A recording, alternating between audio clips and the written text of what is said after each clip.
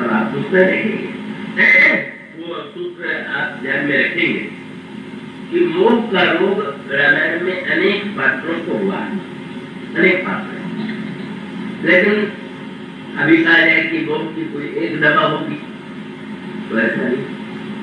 मोह है पर मोह के रूप में भिन्न है, और मोह के रूप में भिन्नता है तो उनके लिए अलग अलग औषधियों की आवश्यकता है। अब आप देखेंगे सती जी को भगवान का भय मोह शिव कहा किया, ब्रह्मवश देश सिय कर लिया, तो सती के हृदय में वो मोह का बड़ा, मोह के द्वारा मोह का माता जी सूत्र वही है कि सती जी भगवान शंकर की महिमा को जानती है, ये भी जानती है कि भगवान शंकर सर्वज्ञ है, और सर्वज्ञ है इस बात पर उन्होंने ये कहा भी है रामायण में कि जो सर्वज्ञ जानत करते हैं।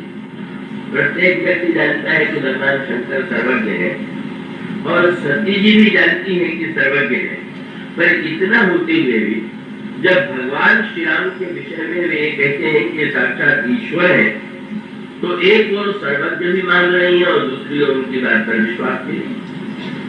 कैसे विडंबना है।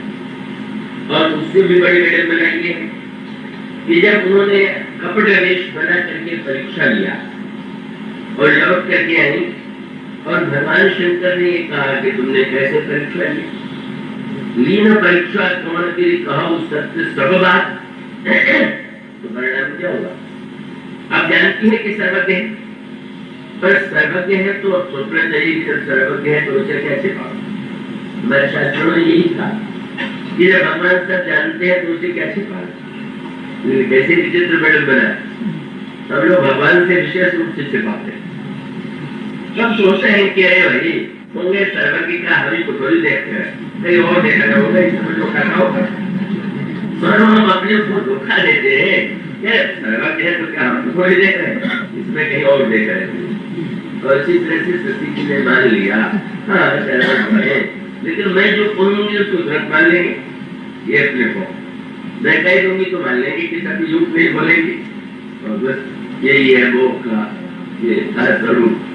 चलो परीक्षा गोसाई और तीन प्रणाम तुम्हारे नाई। और जब ये बात कहा तो भगवान शिव ने ऐसे नहीं मान लिया, उन्होंने तुरंत ध्यान दे के देखा, तब शंकर देखे उधर ही ध्याना, सती जो कीन चरित्र सब जाना, सब समझ गए। अब वही सूत्र आप ध्यान में रखें, ठीक है।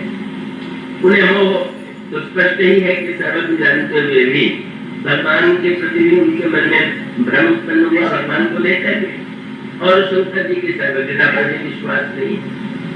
अगर वो सच बता देती कि हाँ महाराज मेरे हृदय में ऐसा भ्रम हो गया और रोग के कारण मैंने ऐसा ऐसे सीता जी का देश बना करके परीक्षा लेने की चेष्टा की, तो उस रोगी की तरह होती कि जो रोगी वैद्य या डॉक्टर के सामने अपनी सही स्थिति बता देता है कि मैंने ऐसे भूल कर दिया या ऐसा कर दिया, तो उसके परिणाम स्वरूप रोग हुआ। जब कोई बता देगा तब वो तो अपने मुक्त हो गया। तो रोगी दोनों वैद्य के सामने डॉक्टर के सामने अपनी समस्या को रख देता है, तो रख देने के बाद तो फिर उसके लिए अब वो तो उसका भार जो है सामने वाले पर है। यही सर्वत्र संकेत आता है। जब भगवान की शरण में विभीषण आए तो बंधनों ने पूछा कौन, उन्होंने कहा मैं लंकाधिपति राम का छोटा भाई। रुको, रोक दिया। जा करके सुग्रीव के कान में बंदर ने कहा रावण का भाई आया हुआ है और कह रहा है कि मैं भगवान की शरण में आया हूँ, उसके साथ क्या व्यवहार किया जाए। तो राजनीति का तो सिद्धांत है अविश्वास, किसी पर विश्वास न करना है, ये राजनीति का स्वभाव है। तो सुग्रीव भी उसी वृत्ति से प्रेरित है। भगवान राम ने पूछा सुग्रीव क्या समाचार है, तो सुग्रीव ने तुरंत कहा सुग्रीव सुनो रघुराई आवा मिलन दशान्न भाई। बड़े साहित्यिक है, राजनीतिक भी है, तो नाम भी उन्होंने बढ़िया चुना।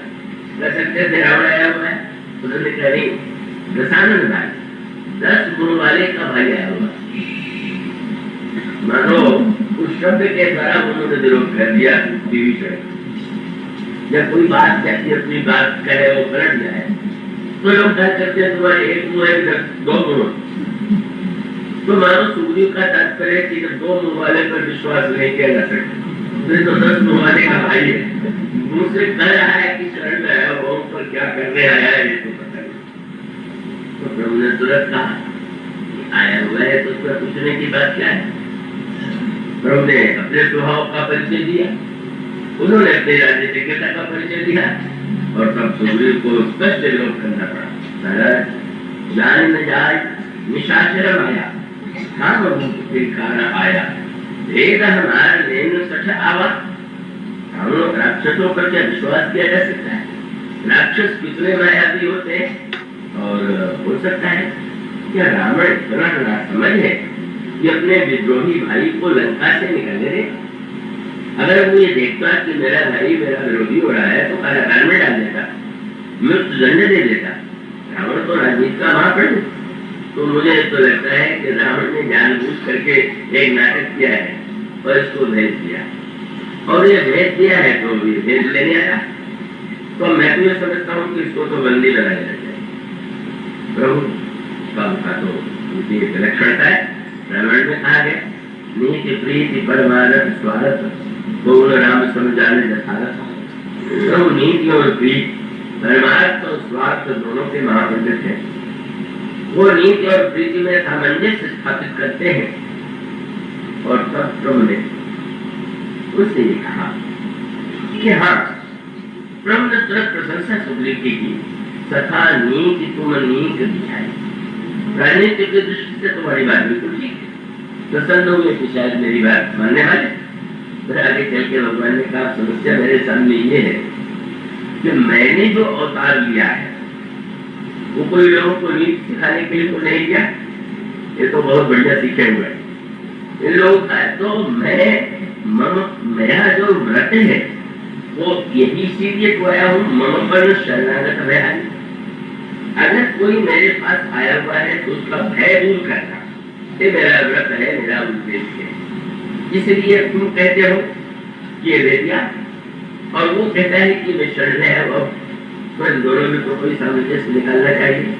उसके बाद जो भगवान राम ने उत्तर दिया ना, वाल्मीकि रामायण में भगवान राम ने कहा सुग्रीव तुम ये कहते हो कि रावण का भाई आया हुआ है, दशानन का भाई आया हुआ है, और मैं तो कहता हूँ कि दशानन का भाई तो यदि रावण से रावण भी आया हुआ है तो चल जाओ। और प्रभु महाराज आप क्या करें? आप एक बुरे व्यक्ति को रावण को भी कहते हैं, रावण के भाई को भी कहते हैं, आपका इतना उच्चा आचरण है, आपका इतना पवित्र जीवन है, और आप कहते हैं ले आओ। भगवान ने तुरंत ये कहा कि नहीं, भगवान ने वो रामायण में शब्द है प्रभु ने कहा जो न रहो चराचर हो, कितना भी कोई व्यक्ति बुरा क्यों न हो, आवई सभय शरण तक डर करके अगर वो मेरी शरण में आवे। और प्रभु ने जो विभाजन किया वो बड़े महत्व का है, आशा करता हूँ आप जान सकते। भगवान ने कहा मद मोह कपट छल नाना। अगर बुरे से बुरा व्यक्ति भी इन 4 वस्तुओं को छोड़ करके मद मोह कपट और छल छोड़ करके आवे तो कर्म सत्य से हिसाब समान। जैसे उससे पूछा यदि चारों को छोड़ ही देगा तो साधु क्या बना देंगे, तो साधु बनेगा नहीं हम हो गए। ऐसा नहीं, भगवान ने मन मोह कपट छल का नाम लिया पर उन 3 विकारों का नाम नहीं लिया जो कि संसार में सबसे विकट बताए गए। भगवान राम कहते हैं सारे विकारों में से तात 3 अति प्रबल खल काम क्रोध अवलोभ और मुनि विज्ञान धाम मन करे। मानो सूत्र भगवान ने वही दिया कि रोगी स्वस्थ होगा, लेकिन 4 बातें तुझसे छोड़ दिया ना हो। 4 बातें हमारे मन अभिमान में है तो मानेगा नहीं कि वैसे में कोई योग्यता होशियारी। मोह है मन, जान करके भी बार बार वही भूल बनाने के लिए प्रस्तुत है। और कपड़ छलकार से हुआ तो अपनी बात को प्रकट नहीं करता, कुछ बताना चाहता है, तब तो वो स्वस्थ होगा ही। पर अगर कोई व्यक्ति इन चारों को छोड़ के मेरे पास आ रहे तो बाकी को मिटाना उसका काम नहीं है। इसका अभिप्राय है कि रोगी वह करे जो उसके लिए आवश्यक है, बाद में रोग को मिटाने का कार्य उस करे। तो रोग लेकर के यही हनुमान जी ने प्रभु से विरोध में कहा भी था। जब सुग्रीव बहुत विरोध करने लगे तो प्रभु ने सोचा आप क्या करें। तो प्रभु ने हनुमान जी की ओर देखा, हनुमान तुमको लंका में हो आए हो, अब सुग्रीव भी उनके विषय में जो कह रहे हैं वो तो जो समझ में सब दूर से आया वो कह रहे हैं, और मैं भी कह रहा हूँ तो मुझे भी तो भीषण से तरसे ने तुम तो हो करके आए हो। मुझे तो लगता है कि भीषण बहुत अच्छा, सूरज साधु सुचि सरल विभीषण जान भरत हनुमान। मुझे तो ये लगता है बहुत अच्छे हृदय का है, बड़ा सरल है, बड़ा सज्जन है। लेकिन तुम वहां से हो आए हो, फिर बताओ कि क्या भीषण अच्छा है या बुरा। अब हनुमान जी के सामने बड़ा राग संकट है। अगर वो खंडन करें तो सुग्रीव का भी खंडन होगा कि नहीं सही बात कह रहे। प्रभु जो कह रहे हैं तो उसके बाकी का विरोध के तो प्रश्न ही नहीं है। बहुत सुंदर बात हनुमान जी ने निकाली। उन्होंने कहा प्रभु विभीषण कैसे है, मुझे तो लगता नहीं है कि यह प्रश्न सही है। क्यों? उन्होंने कहा प्रभु अभी चर्चा चल रही थी शरण में आया हुआ है, ये बताइए कि शरणागति जो है वो औषधालय है कि न्यायालय। अगर न्यायालय है तो वहां पर न्याय होगा, क्या सही है अच्छा है बुरा है उसका निर्णय हो। पर औषधालय का कार्य ही कहना नहीं है कि वो सामने वाले से कह के तुम रोगी तो नहीं।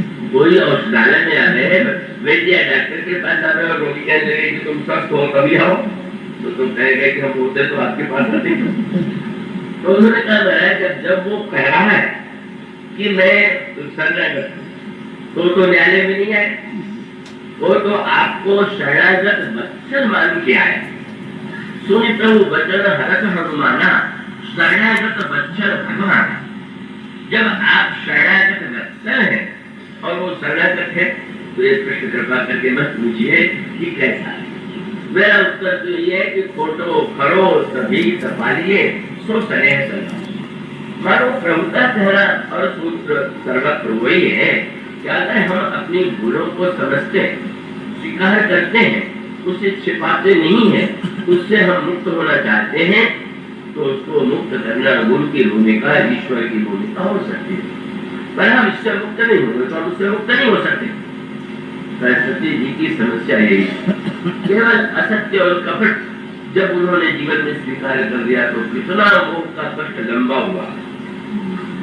क्रमशः एक के बाद दूसरी भूल जीवन में आती गई। तब भगवान शंकर ने संकल्प किया यही तो सती व्यर्थ महिला है।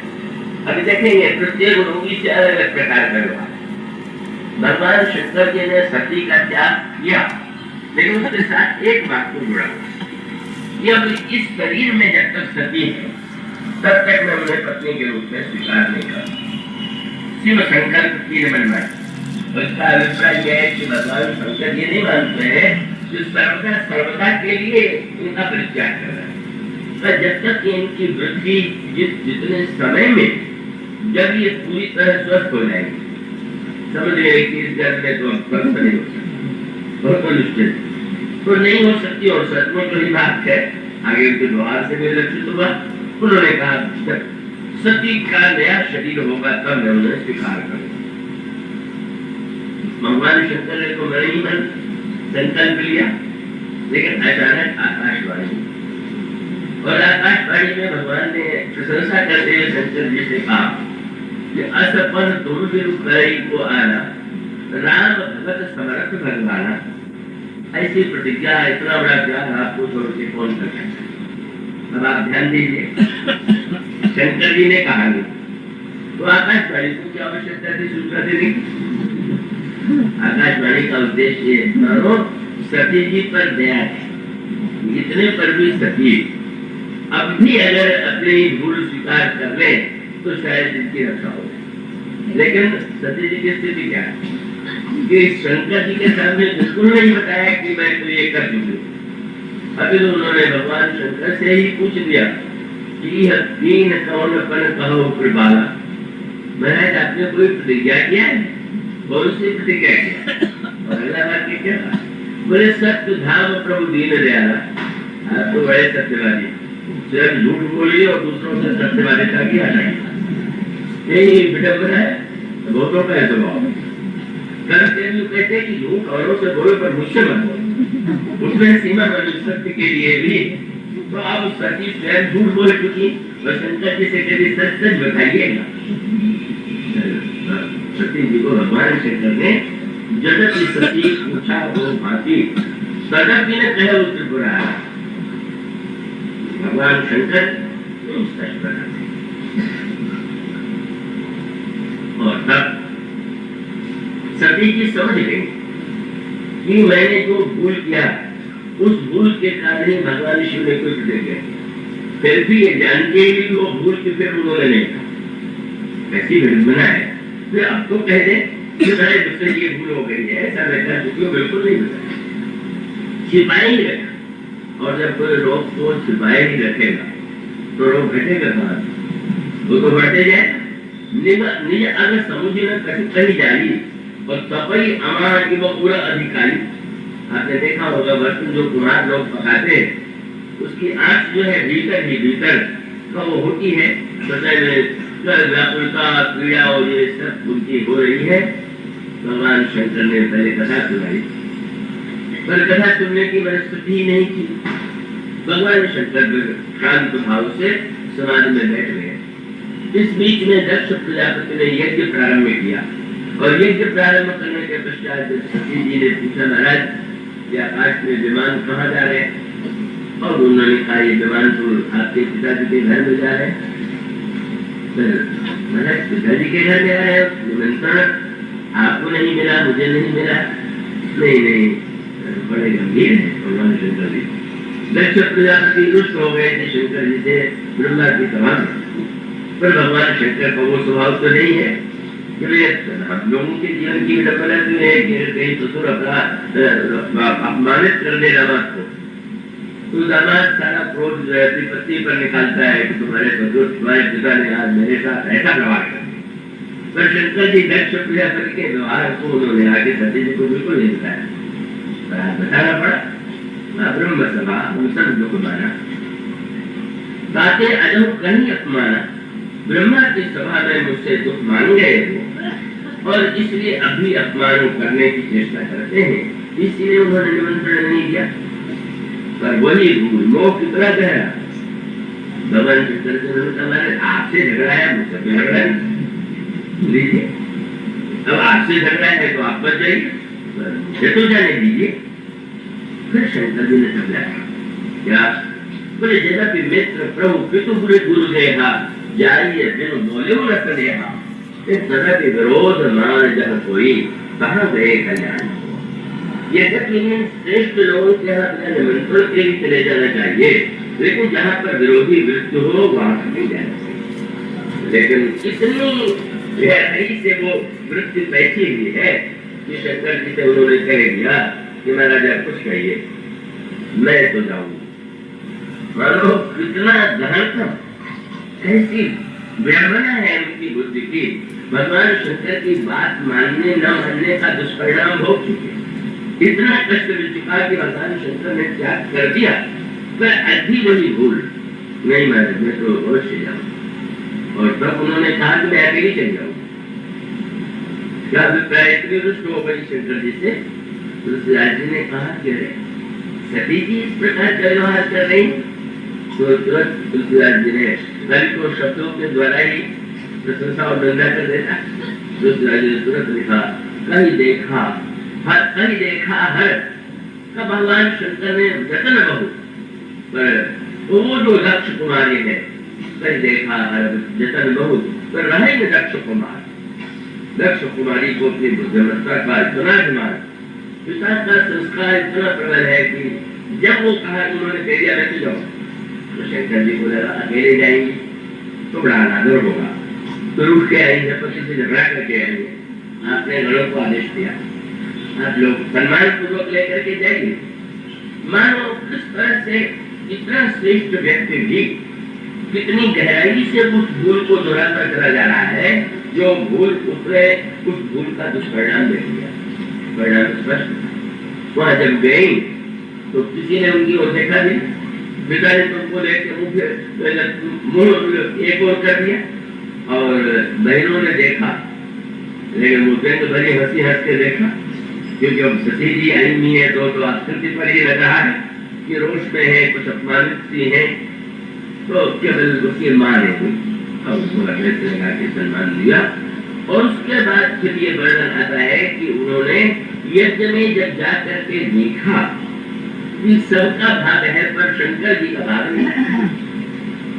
मानो ये यज्ञ का विधान है कि वो प्रत्येक देवता का भाग रखा जाता है। तो सती को विश्वास था कि भले ही भगवान शंकर को उन्होंने प्रत्यक्ष न बुलाया हो, पर यज्ञ के विधि के अनुकूल उसमें उन्हें न बुला के भी भाग को अर्पित किया होगा। पर जब उन्होंने देखा नहीं है तो बड़ा क्रोध। और तब बड़ी अनोखी बात, जब पति गृह में थी तो पिता की प्रतिभा तो होती, और जब पिता का ये व्यवहार देखा तब पतिदेव की महिमा का याद आया। सब विवरण करके उन्होंने कहा, संत सम्मु श्रीपति अपवादा, सुनिए कहा जहाँ का अस बन ज्यादा, काटी सास तो जीव जीव कथाई श्रोण मूल जैसे चली बुराई पढ़ाई जगदा तमाम है बुराई, जगत जनक सबके हितकारी पिता मंदमती। कितने दिन के बाद पिताजी मंदमती दिखाई पड़े, इतने दिन तक मंदमती नहीं दिखाई पड़े थे। सब समझते थे हमारे पिता सबसे बड़े बुद्धिमान हो तो दक्ष है, प्रजापति है, उनसे बड़े के बुद्धिमान कौन होगा, और मैं उनकी बैठी हूँ, समझ में भी क्या कहना है बुद्धि का।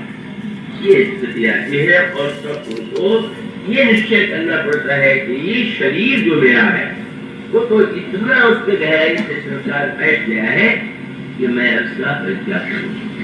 परिणाम होता है ये ज्ञान में वो अपने शरीर को समाप्त कर देती हैं।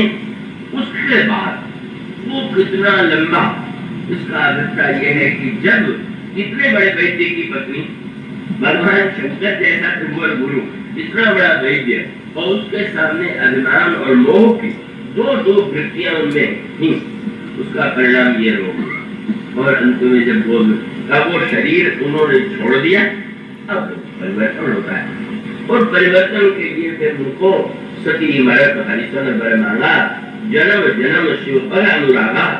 उन्होंने यही याचना की जन्म जन्मांतर में भगवान शिव के प्रति मेरा अनुराग बना रहे। और तब हिमांचल के घर में जन्म लेती हैं। हिमांचल के घर में जन्म लेने के पश्चात भी इतनी बड़ी तपस्या उन्होंने शंकर जी को पाने के लिए किया। और इसका अर्थ है कि मोह कभी कितना लंबा हो जाए और मोह और अभिमान मिल जाए, दोनों तो कितने दूर तक जा सकते हैं, इसका संकेत वहां पर मिलेगा। और ऐसे अनेक पात्र हैं कि जिनके जीवन में मोह है, पर उनका मोह जो है उस सीमा तक उनको नहीं पहुंचा था। उनका मोह जो है, किसी का मोह अलग अलग, ये जो प्रसंग चल रहा है कुटुंबी जी और गौड़ जी के संवाद में, वहां पर भी संकेत किए। उनको भी भगवान को लंका के रणांगण में बने देख के मोह हो गया। मोह हो जाने के पश्चात मोह की दवा ढूंढने के लिए वो वैद्यों के पास गए, पर प्रत्येक वैद्यराज अनोखे निकले। नारद जी के पास पहुंचे तो नारद जी ने कहा ब्रह्मा जी के पास जाओ। ब्रह्मा जी ने कहा कि शंकर जी के पास जाओ, क्यों कहा? जब वो आपने सुना कि गीता में कहा भगवान कृष्ण ने कि जब किसी को के पास आप जाइए तो प्रणाम कीजिए। प्रणाम माने प्रणाम करने की हमारे यहाँ की जो प्रक्रिया होती है यही है कि भाई हाथ जोड़ करके सिर झुकाए। तो हाथ जो है उसके द्वारा कर्म किया जाता है और सिर के द्वारा हम सोचते हैं। तो प्रणाम करने का अर्थ यह है कि हम आपको अपने से अधिक बुद्धिमान मानते हैं और आप जो आदेश करेंगे वो क्रिया के रूप में मैं पालन करूंगा, ये प्रणाम का संकेत है, प्रणाम का अर्थ। लेकिन मोह है, पर नारद जी को प्रणाम बिल्कुल नहीं किया। तो गोस्वामी ने कहा नारद व्याकुल गए देव ऋषि पानी और गए कि जो संत से निज मन माही, क्यों नहीं किया उस पर उन्होंने? बोले ये नहीं समझ लीजिएगा कि नारद जी को प्रणाम कराने की बड़ी इच्छा थी या न करने दुरुस्त हो गए, पर समझ गए जब मैं जो कुछ कहूंगा नारद जी के उस समय गरुड़ की स्थिति क्या है। गरुड़ सोच रहे हाँ मुझे जरूर मोह हो गया है, लेकिन इसका अर्थ थोड़ी है कि नारद मुझसे बड़े हैं कि मैं इनको प्रणाम करूं। नारद तो कभी कभी भगवान के पास जाया करते हैं, मैं तो निरंतर पास में रहता हूँ। समझ गया, अभिमान लेकर के मोह की दवा कैसे हो। और तब तुरंत उन्होंने ये नहीं कहा, कह दिया कि अच्छा ब्रह्मा के पास जाओ। ब्रह्मा के पास जाओ मानो संकेत देखा कि शायद मेरा एक ही मुख है तो मेरे प्रति प्रणाम करने की इच्छा नहीं है, तो लोग ब्रह्मा को तो जरूर प्रणाम करेंगे। लेकिन वहां पर भी गए तो ब्रह्मा को भी अपने से बुद्धिमान नहीं था। तब वहां पर लिखा हुआ है कि वो तब खगोपति विरंची पर गए और निज संदेह सुनावत गए, फिर प्रणाम नहीं किया। जब ब्रह्मा जी ने देखा तो समझ गए कि नारद जी को तो और कोई काम ही नहीं, कथा सुनना सत्संग करना, तो उन्होंने मेरे पास भेज दिया, या तो संसार भी बनाना है। तो कहने मैं तो दवा नहीं कर पाऊंगा, मैं तो स्वयं भी रोगी हूँ, रोग मुझे भी रह चुका है, इस रोग की दवा तो तुम शंकर जी के पास जाओ और शंकर जी तुम्हारी औषधि करेंगे। मानो एक व्यंग है, एक आनंद ने चतुरानंद के पास भेजा तो चतुरानंद ने पंचानंद के पास भेज दिया, पर शंकर जी से जब मिले तो भगवान शंकर ने सोचा कि क्या मुझे इसको दशानंद के पास भेजना होगा क्या। और मुझसे ही बढ़ते सती का अभिमान बहुत पूरे जीवन में नहीं, पर गरुड़ जी का। इसके बाद जब शंकर जी के पास गए तो शंकर जी ने कहा पार्वती, आते ही पहले से काम किया, कबरते ही मम पद सादर, बड़े आदर पूर्वक उन्हें प्रणाम किया और पूरी आपन संदेह सुना। पहले प्रणाम किया, महाराज मेरे मन में ये संदेह है, फिर मुझे वो हो गया है। पर भगवान शंकर ने निर्णय किया कि नहीं अभी कुछ, और वो औषधि उन्होंने वही चुनी जो कथा काकभूषण जी ने सुनाई, वही नारद जी सुना सकते हैं, वही ब्रह्मा सुना सकते हैं, शंकर जी सुना सकते हैं। कथाई तो गरुड़ जी को काकभूषण जी ने सुनाई, लेकिन भगवान शंकर ने कहा फिर महामोह उपजा उड़त में मिट्टी न देगी कहे खगम ओढ़े, तुम्हारा मोह इतनी शीघ्रता से मिटने वाला नहीं। अब तुम मुझे मिले तो मार्ग में, वो मिले थे शंकर जी जा रहे, वो बीच में गए, प्रणाम किया और प्रणाम करके कहा कि महाराज मेरा, तो शंकर जी ने कहा कि अब मैं मार्ग में चल रहा और तुम मुझसे पूछ रहे हो तो तुम्हारे लिए तुम्हारे रोग इतना गहरा है तो उसके लिए जब काल करिए सत्संग तो हो ही महामोह कर तुम्हें बहुत काल तक सत्संग की आवश्यकता है। कुछ लोग कुछ रोगी थोड़ी दवा में उनको लाभ हो जाता है, किसी का रोग इतना गहरा होता है उसको और दवा, और कई का रोग असाध्य होता है तो कितनी भी दवा की जाए वो उनके विनाश से होता है। तो मानो भगवान शंकर ने दवा तो वही कर दिया, पहली एक दवा शंकर जी ने कर दिया, बोले बाकी दवा भूषण जी करेंगे। क्या तुम चाहते हो कि तुम्हारे मोह का विनाश हो, तो तुम जब सत्संग में जाओगे और सत्संग करोगे तो तुम्हारा मोह मिटेगा। तुम्हारा आप जो तो संत ही है तो आप मिटा दीजिए। बोलेगा सुमेरु पर्वत पर एक कौवा रखा, उसके पास जाओ। मानो अगर अभिमान होगा तो कहेंगे महाराज मैं कौवे के पास जाऊँ, कौवा ही रह गया मेरे भ्रम की निवारण करने के लिए। तो बोले अभिमान तो मिटाओ पहले, जब इतने निर्भिमानी हो जाओ कि निर्भिमानी होकर के सबसे पक्षियों में जो नीचे मारा जाता है उसके पास भी जाने में संकोच न हो। पक्षियों का राजा मैं कैसे जाऊँ, वहाँ पता नहीं मुझे कैसा आसन मिलेगा, क्या सत्कार होगा, ये वृत्ति मन में नहीं आई। और उन्होंने कहा कि जब तुम जाओगे कहा तो सुनो, किससे कथा सुनोगे। और वही सूत्र ये कथा एक ही है, सुनाने वाले की भिन्नता से ही नहीं, सुनने वाला जो है जब तक उसका जैसा रोग है उसके अनुकूल शंकर जी ने अभिमान के रोग की दवा करने के लिए ही उनको काकभूषण जी के पास जाने के लिए और नया पक्षराज, जब उनको ये समझ में आ गया गोस्वामी जी ने बल्कि लिखा है कि सती पार्वती जी ने कहा बनाया?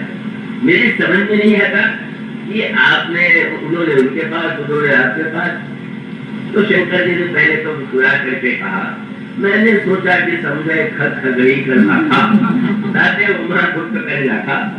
पक्षी पक्षी की बात समझता है, अपनी भाषा में कोई बात कही जाए तो सरलता से दूसरा व्यक्ति समझ लेता है।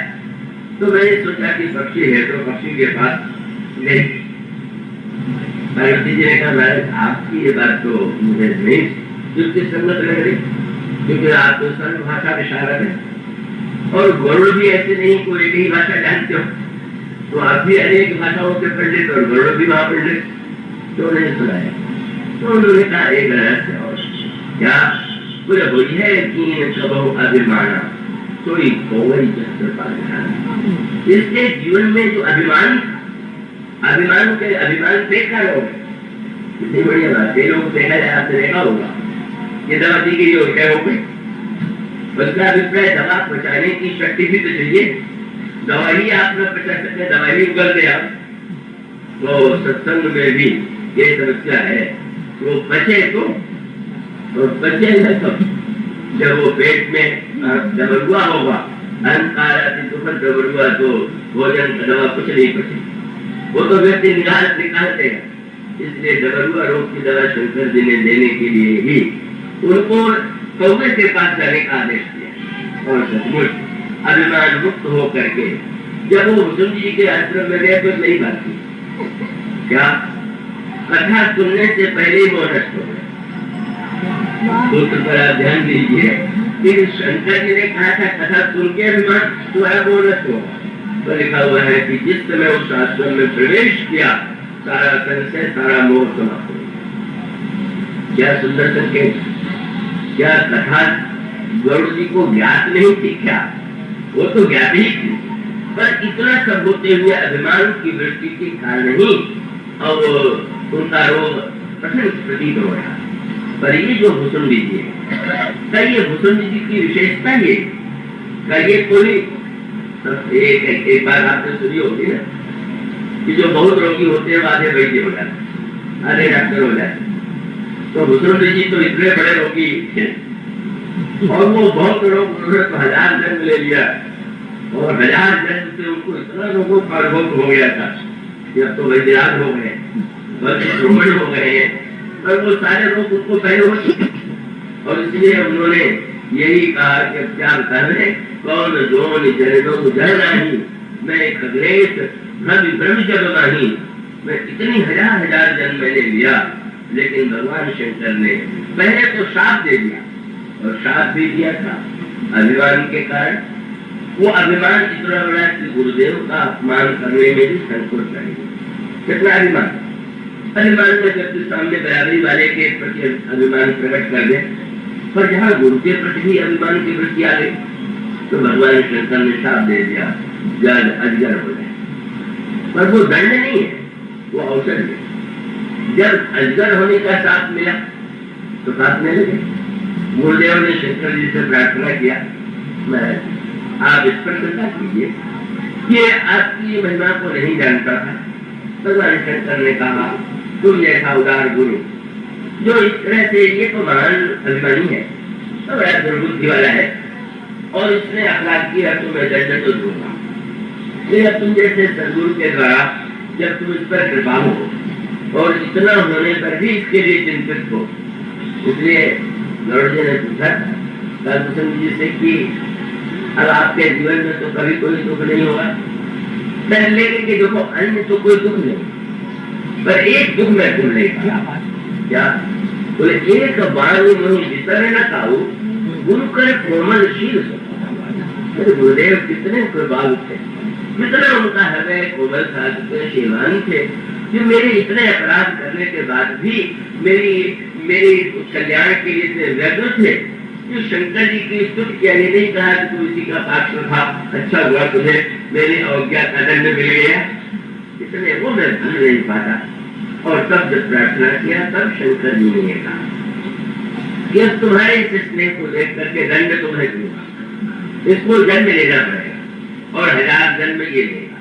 पर इसके साथ साथ मैं ये बता देना चाहता हूँ कि इसको कौन मृत्यु और जन्म का कोई दुख इसे नहीं हो, और उसके साथ साथ कौन और जन्म मिट्टी नहीं जाना, इसका ज्ञान सर्वदा बना रहेगा।